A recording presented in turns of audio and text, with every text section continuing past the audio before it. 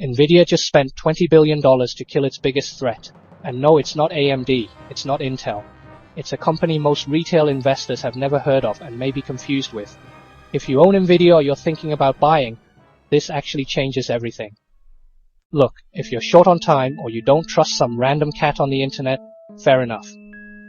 Here's your one takeaway. Nvidia is not retreating. They're repositioning. The DGX cloud reorganization and the Breakout acquisition are two moves in the same chess game. Nvidia is saying, we won't compete with our biggest customers on cloud infrastructure, but we will own every piece of technology that powers the next decade of AI. That's it. That's the thesis. Now, if you want to understand why this matters for your portfolio and where the stock is likely headed, stick around for the next maybe 10 minutes. And for those who are new here, hey, I'm DataCat. And yeah, that's like the best name I came up with about 5 months ago when I started this channel.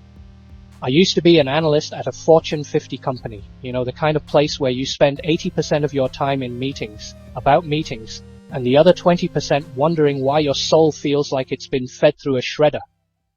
So I traded the corporate grind for, well, lasers and keyboards. And a YouTube channel with, let's be honest, not a lot of subscribers yet. I'm not here to sell you a course. I'm not going to pretend I've got some secret formula. I'm just a guy who spent years digesting data and helped building models.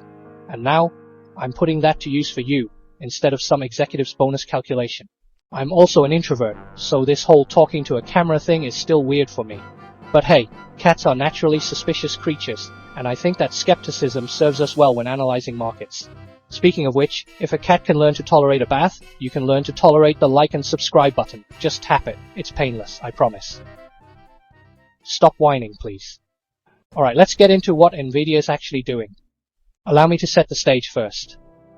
For the past 2 years, there's been this quiet tension between Nvidia and its biggest customers. We're talking Amazon Web Services, Microsoft Azure, Google Cloud Platform, companies that buy billions of dollars worth of Nvidia chips every year. But then Nvidia launched something called DGX Cloud. Essentially, Nvidia started selling AI supercomputing directly to enterprises. They were becoming a cloud provider themselves. Now, put yourself in Amazon's shoes for a second. You're spending billions with Nvidia and now they're competing with you? That's awkward. That's like inviting someone to dinner and they show up trying to snatch your cat. This is what's called channel conflict in corporate speak. And investors were worried. If Nvidia angered the hyperscalers, those hyperscalers might accelerate their own chip development. They might give preferential treatment to AMD.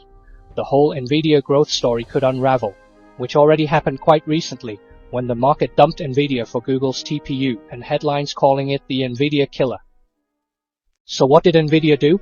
They reorganized DGX Cloud under their senior vice president of software engineering, and the message was clear. We're not trying to be another AWS. DGX Cloud is now an internal proving ground, a reference architecture, a blueprint that shows Microsoft and Meta exactly how a perfect AI data center should look. In hindsight, this might seem like a nice excuse for a failed company strategy, but personally I think Nvidia is simply going back to being the arms dealer instead of a competing nation. Finally, the hyperscalers can relax, and Nvidia keeps selling chips without the drama. That's not a retreat, that's smart positioning. Now the second piece of this puzzle is way more interesting, and honestly, this is the part that most retail investors completely miss. Let me explain something quickly. In AI there are two main workloads, training and inference. Training is when you teach an AI model. You feed it massive amounts of data, you run billions of calculations, and eventually the model learns. This requires raw, brute force computing power. Nvidia dominates this. Their GPUs are the gold standard. Inference is different. Inference is when you use the trained model to actually do things. When you ask ChatGPT a question and it responds, that's inference. When an AI reviews your loan application, that's inference. When your phone recognizes your face, inference. Here's the thing. As AI moves from research labs into actual products, the market for inference will become much, much larger than the market for training. Some estimates suggest inference will be 5 to 10 times bigger. And this is where Nvidia had a vulnerability. See, GPUs are general-purpose processors. They're incredibly powerful, but they're also expensive, and for simple inference tasks, arguably overkill. It's like using a Formula 1 car to pick up groceries. Sure, it works, but is it efficient? And so competitors saw this gap. Google built TPUs, Amazon developed Inference chips, and then there was Grok. Yes, Grok with a Q, not the Grok from Elon Musk, by the way. So, what is it? Well, Grok built something called a language processing unit, or LPU. It was specifically designed for inference, fast, deterministic, low latency. When Grok demonstrated their chip running large language models, it was impressive, really impressive. The kind of impressive that makes Nvidia executives lose sleep. So what did Nvidia do? They bought Grok's key assets for $20 billion. They acquired the compiler software, the chip intellectual property, and the engineering talent. This isn't just about eliminating a competitor. Nvidia is integrating Grok's instant response technology into their own roadmap. They're ensuring that when the inference market explodes, Nvidia owns both the training and inference standards. Think about it like a cat who just knocked your water glass off the table and then sat on the wet spot so you can't clean it up. Just like that, Nvidia is occupying the entire territory. Alright, strategy is great, but let's talk about what actual money is doing. Because at the end of the day, the market votes with dollars. As of last Friday, Nvidia closed at $190.53, up about 1% on the day. The stock is trading above all three critical moving averages. The 20-day EMA sits around $182.88. Nvidia is about 4.2% above this line. That tells us short-term demand is strong. The 50-day SMA is around $186.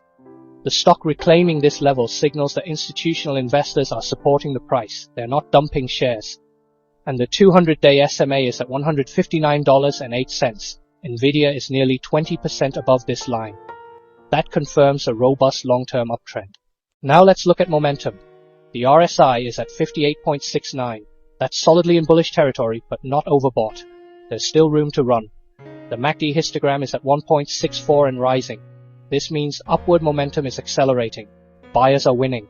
Volume on the last session was 139 million shares, slightly below average, but the on-balance volume slope is positive.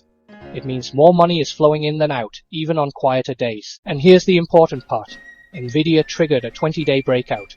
The stock cleared the highest price of the last month. For algorithmic traders, this is a buy signal. It suggests a new trading range is beginning. So, key levels to watch here. $186 is your line in the sand. If Nvidia holds above that, the bullish thesis stays intact. On the upside, 191 and 195 are near-term resistance. The 52-week high sits at $212.20. Given current momentum, a run toward that level is plausible. So let's bring this all together. While a reorg typically seems negative, the DGX cloud reorg reduced channel conflict risk. And the market rewarded that with a breakout, not a sell-off. Institutional investors agree. Nvidia should focus on chips and software, not competing with AWS. On the other hand, the Grok acquisition didn't spook investors either. The RSI climbed from 39 to 58 over 10 days. That's gradual accumulation. Smart money understands that owning Grok's inference technology locks in Nvidia's dominance for the next 5 years. They're not paying for current revenue, they're paying for a moat. And volatility is stabilizing. The average true range is around $5 or about 2.6% of the stock price. That's healthy movement, not confusion. The Bollinger Band position shows price pushing upper bounds, characteristic of a strong trend in motion. Look, I'm not here to tell you to buy or sell anything. I'm just a former corporate cat who was once part of this confusion. But what I see now is a company that understands its position, knows where the market is headed, and is making moves accordingly. Training dominance, inference acquisition, cloud positioning, technical breakout. That's the Nvidia story right now, and if this breakdown helped you see something you didn't before, consider hitting that like button. And if you want more of this kind of analysis, no fluff, no courses, just data, subscribe. I'm building this channel one video at a time, and honestly, your support means a lot. Alright, that's it from me. Stay curious, stay skeptical, and remember, even a cat with 9 lives still does its due diligence.